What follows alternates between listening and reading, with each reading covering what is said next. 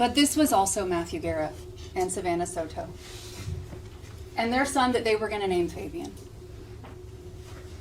You're going to hear that they lived a lifestyle that many of us don't understand, we don't identify with, and we don't agree with. You're going to hear that they made choices that many of us would not make. But the penalty for those poor choices should not be execution. And the evidence is going to prove to you that on December 21st of 2023, that is exactly what Christopher Preciado did to them and their unborn baby. He executed them.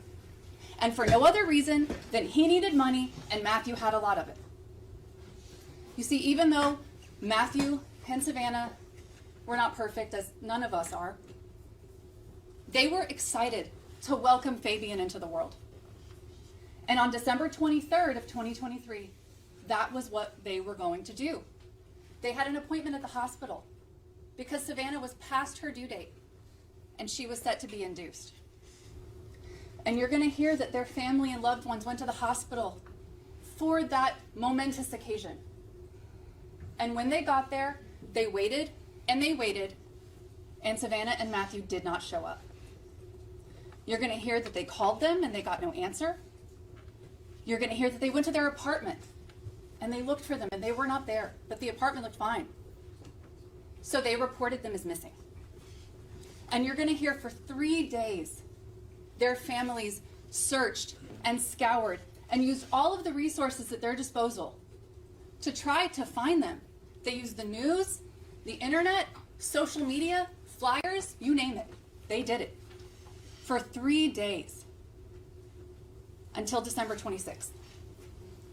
And on December 26th, you're going to hear that one of Savannah's friends, Joni, got a message the day after Christmas that somebody thought they had found Matthew's car.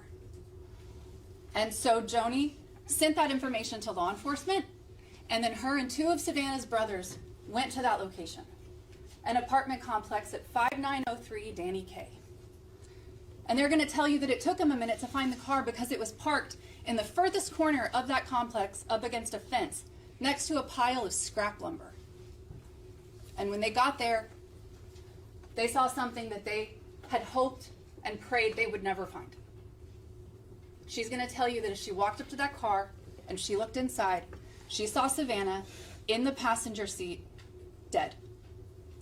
Covered in junk, the baby carrier on her belly.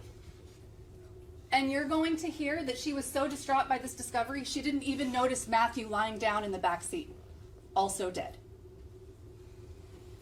You're going to hear that thankfully, right about the same time as Joni and Savannah's brothers got there, law enforcement arrived as well.